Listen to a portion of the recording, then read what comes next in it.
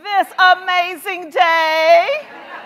Let me just say, you are the winners.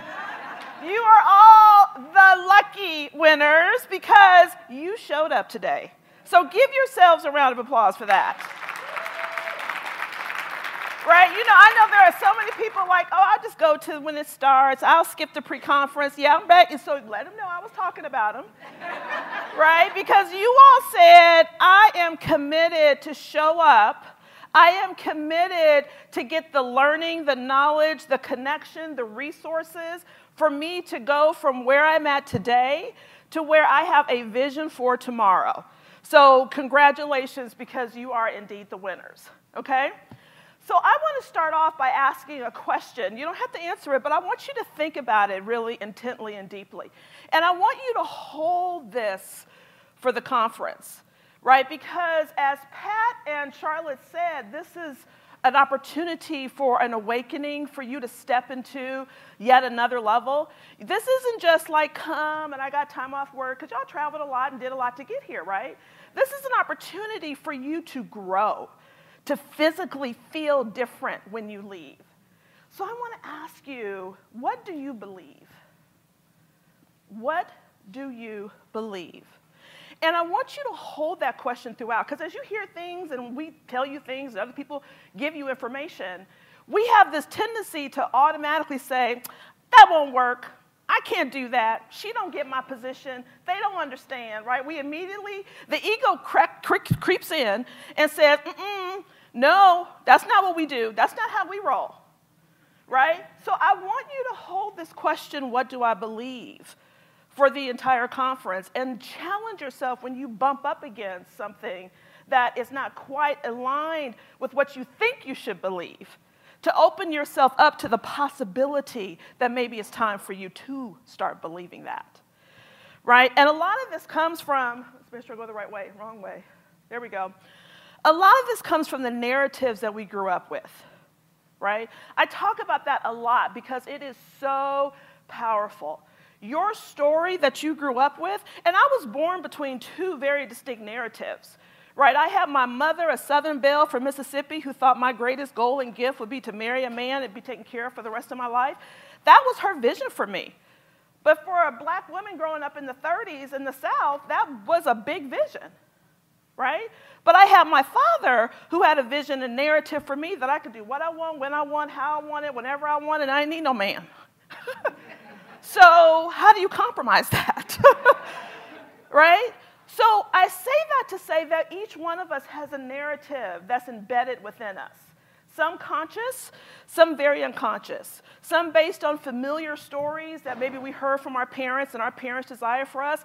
And let me say what I do know, which is true, is as women, and particularly women of color, we were given a narrative of succeeding, of being better than, of being faster than, smarter than, tougher than, whatever it was, that we had to up the ante from anybody else or any other level. So I know we have a cultural narrative that's definitely embedded within each one of us. And then there's also a gender narrative, as I talked about. So at the intersection, we are dealing with probably multiple layers of stories that are going to impact what you believe.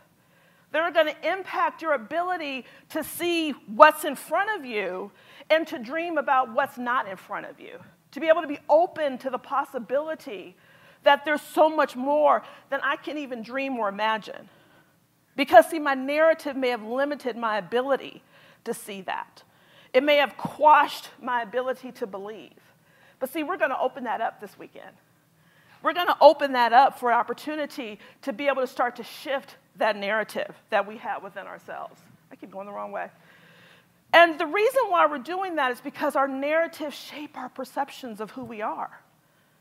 Right? Our narratives shape whether or not we'll take a risk and step forward, or think something is too scary and we won't go in that direction. Our narratives impact every step that we take. And for many of us, we did not construct the narrative, but we follow suit like we did. We own it like it's ours. But I invite you to deconstruct and throw it out and start creating your own. See, that's when you step into the power of you. when you start crafting your own narrative and let go of the other. But let me caution you, because it's not an easy thing to do, right? Because you're going to go against the familiar or the cultural or other people around you saying, girl, what are you doing? To try to herd you back into line, right? If Charlotte and Patricia followed a narrative, you all wouldn't be in this room right now. So believe that. Hold that for a moment. That because they went against the grain and started something, you are in this room today. But see, they didn't start this so you can follow them through their narrative. They started this so you can craft your own and build your tribe and build your path and create something amazing and incredible for you, so that what you may see in front of you is not the limitation of where you can potentially go. See, narratives will shape your perception, but if you create your perception, the sky's the limit. There's nothing you can't do. There's nothing that's not within your potential reach. And because we live in a very patriarchal, imperialist, capitalistic environment and society, that also shapes our narrative, and it keeps us from standing and owning our power.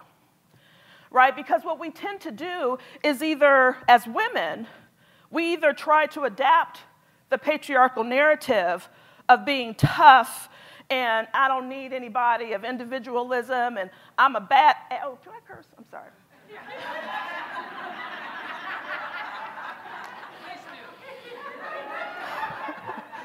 I always have to ask. So, if I offend some sensibilities, my bad, because it pops out. So I like to keep it real. So just FYI. We either adapt these male patriarchal paradigms of individualization and competition and being one up and over each other, and that cold crab in the basket, like I got to win at your expense thing. Or as women, because we tried to fight against it and maybe haven't found the way to succeed, we adapt a more passive-aggressive narrative, like, girl, you gonna wear that? Or, is that what you're thinking? You know how we do. I'm not the only one. Can y'all hear? Y'all with me? Y'all know what I'm talking about? We do this passive-aggressive thing because we can say, well, we didn't say anything. But see, what that is an internalized oppressive gender behavior. See, if the patriarchy can oppress you, then it's their fault. But if they teach you to oppress each other, then it's your fault. And see, that's the power of isms, an internalization of the ism. So this is an opportunity for us to get woke and conscious about not only the racial narrative that's out there, but the gender narrative that comes across the intersection of what we do and how we do. Because I tell you, the individual, it's all about me way is not the way women step into their power. It's not the way women realize their power. It's not the way women grow in their power. Who remembers the old black women's clubs in the 1900s and 1910s? Who's heard of these? Y'all, sisters, come on now. These black women's clubs came around in the 1900s and 1910s and 1920s to fight abolition, anti-lynching movements. It was Ida B. Wells. It was Mary Churchill. It was all these amazing women who came together. Now, who's heard of the term lift as we climb? That's where it came from. Those women created that phrase to say we are going to lift as we climb. See, you all come from a legacy. You come from a heritage of women who are standing in power against the patriarchy, against the societal narrative, to say we're going to do something different. And we're going to do something that's going to impact the other women along the journey. And we're going to bring them and lift them as we climb. Again, I'm referring back to Charlotte and Patricia. That's what they're doing here. So now what we can do is lift, as they're lifting us, to not have them drag us, but to support them, like kind of pushing them out of the way because we're moving up and stepping into and owning our power and what we're meant to do in the world. See, because a lot of times what we think is powerful, right, what we idolize as powerful is not really the collective power of women. We like the badass woman. We like the sister that takes no nonsense. And I'm not saying you can't be that way. But see, take no nonsense and then also support your sister to make sure nobody's giving her nonsense too. You see what I'm saying? So our power comes from the collective. But it starts with you and reframing the narrative, saying that's not going to be the way I go anymore. My familiar, my cultural, or my societal narrative that I have been spoon-fed since the time I came out the womb, that I've been fed from my family, my company, my whomever is around me, that's not going to be my narrative anymore. I'm going to craft something that not only lifts me up and lets me stand in my power, but it's also going to support in the community of my sisters to do the same thing. If you're with me, say, I'm here. I'm here. Awesome, awesome. What happens? I hear amen. Amen is good too. I'll take an amen. I love a good amen. The thing that happens in these narratives is that we tend to, and this is the other very dangerous thing. I find this with so many of my clients. This is really a hard thing. Because when we, particularly as women, at the intersection of gender and race, and then you can add age, ableism, any of those intersections we find ourselves, there's always a struggle to overcome and be better than. So what happens is, with that narrative, we embrace the career persona and lose our authentic persona. You understand what I'm saying here? What I mean is we are defined by our title, the corner office, what we do, what we're, all that stuff. And then if I were to ask someone, what's your dream? You can't give me anything other than your corporate forecast for yourself. Can you all feel me on this? Yeah. This becomes so embedded in who you are that you lose the dream and you lose the ability to craft your own narrative. Because it's all based external from you and doesn't come from within the glory, beauty, and fabulousness of you. And when we get stuck in that persona, when opportunities arise, when there's things to do that are maybe different and out of the box, when our narrative could be written in a way that's going to impact us and the world in a way that doesn't look like the norm that we thought was the way, we poo-poo it and shut it down because of that career persona versus the authentic one. That persona is based on a false narrative because if you were to lose that job today, who would you be? Would you still be the badass, CEO-minded person? Or would you feel worthless and less than because you don't have that money and that title in that corner office? Is that where your worth is? Is that where your value is? See, that is a part of you. We are all multidimensional, fabulous human beings. It's a part. It is not the defining factor. Now, I'm not telling, and I'm not saying, like, quit your jobs and don't go for that stuff. So please don't, don't get it twisted. I'm not saying don't go for the CEOs, the C-suite, and rise, and I'm not saying any of that. What I'm saying is if you do that, let it be based on your narrative. Let it be because that's what you want.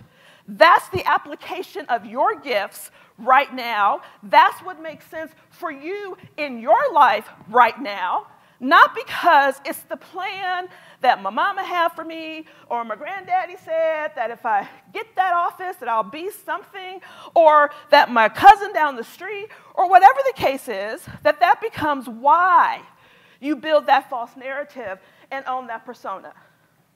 Now, I'm what's known as overeducated. I have a lot of degrees, right? I practiced law for 10 years. I haven't practiced for 20. I've since got a PhD, do other stuff, whatever. I still have people ask me, you can relate to this, can't you? Why aren't you practicing? You're not practicing law anymore? Like, that's all I could do. See, but people can't see beyond their own limitations. And then since they can't see beyond their own limitations, they want to keep you limited. See, they can't see beyond me being a lawyer, so I need to stay there. See, but I could see well beyond that. And I'm not even done. I am just getting started with what's possible for me and what I could do. Y'all know I was in an infomercial earlier this year. Now, who would have thunk it? But you know why? Because I will not let others create my narrative. I will create my own, and that's where my power comes from. You see what I'm saying? I know me, so I can find things that fit my authentic persona. See, I first start here. What are my gifts? What are my talents? What are my abilities? What are my dreams? What are my visions? What do I want to do? What do I want to accomplish?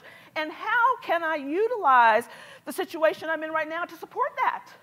Not the other way around. See, we flip it. We let the situation and the circumstance define us, and then we try to adjust our way around it. No. See, an authentic persona is when you stand in your power and glory. When you know it, when you own it. See, that's a badass woman. That's a badass woman that's like, this title doesn't define me. I define this title.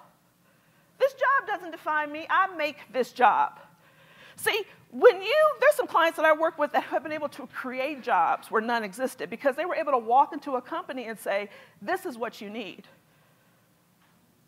See, that's when you own you. Like, here's what I know what you advertise for, but you don't even know. This is what you need. This is why you need it. And this is why you need me to fulfill it for you. You see the difference? As opposed to going in like, please hire me. Yes, I'll do whatever you need.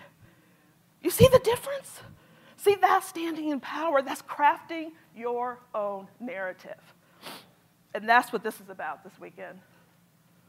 Uh-oh. So, it starts with what I call an uncovering, which is what's happening right now, which is gaining an awareness of what I don't know, what narrative I need to craft. Am I following someone's narrative? What do I believe? Right? So that's the first part, and you're doing that fabulously by just showing up.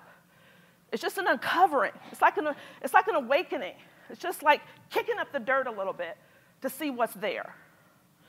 The next comes an unraveling. An unraveling, and this is what I'm hoping you do this weekend, is to deconstruct those narratives. As you hear information, as you hear people share with you, as you sit through these workshops, as you listen and meet other people and you hear their stories and you hear what they're dealing with and going through or achieving, that you begin to start seeing what's possible for you.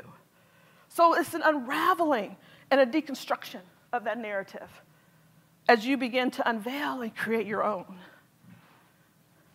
So as you leave here with those fabulous journals, that you write a new manifesto for yourself, that you write a new story and narrative for yourself, that you craft something that, and I'm going to tell you, if you don't throw up a little bit in your mouth and it doesn't make you sick, it's not big enough.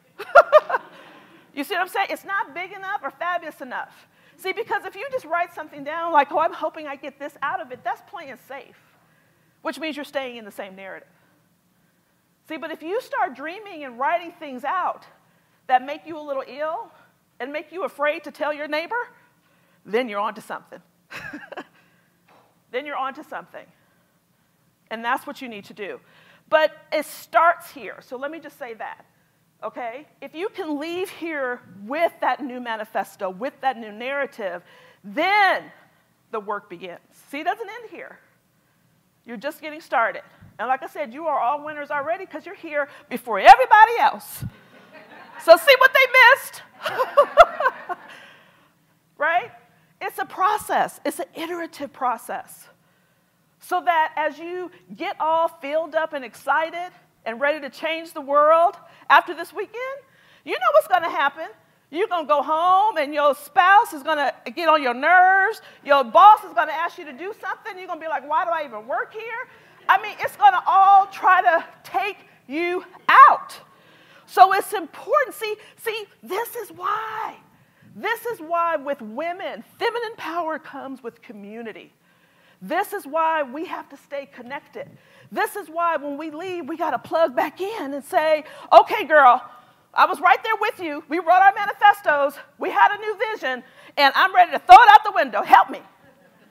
Right? You see, community collaboration, that is the power of women. That's where we fuel it from. That's what those old black women's clubs back in the turn of the century knew. That if you were going to fight abolitionists and lynching and so on and so forth, you needed a collective. You needed to lift as we climb. We needed to pull each other through. See, they knew that then. We've lost it along the way, adapting this patriarchy, but it's time to re-embrace it as part of our power message, and our power journey. So I love this quote by Brene Brown. It says, you either walk inside your story and own it, or you stand outside your story and hustle for your worthiness. Isn't that deep? You either own you and step into your power and greatness, or you hustle to have other people try to validate you and make you feel good by other things external to you. See, your power is already in you, girl. Each and every one of you. Each and every one of you. Y'all feel me? Say, I'm here. I'm here. Your power is already in you. It's only time for you to activate it. And that's what we're doing here this weekend. It's for you to activate that power. So I want you to look to your sister to the left and say, I am powerful. And look to your sister to the right and say, I'm about to be even more powerful. Yes, yes. So thank you. Own your story, rewrite your story, and have an amazing, amazing weekend.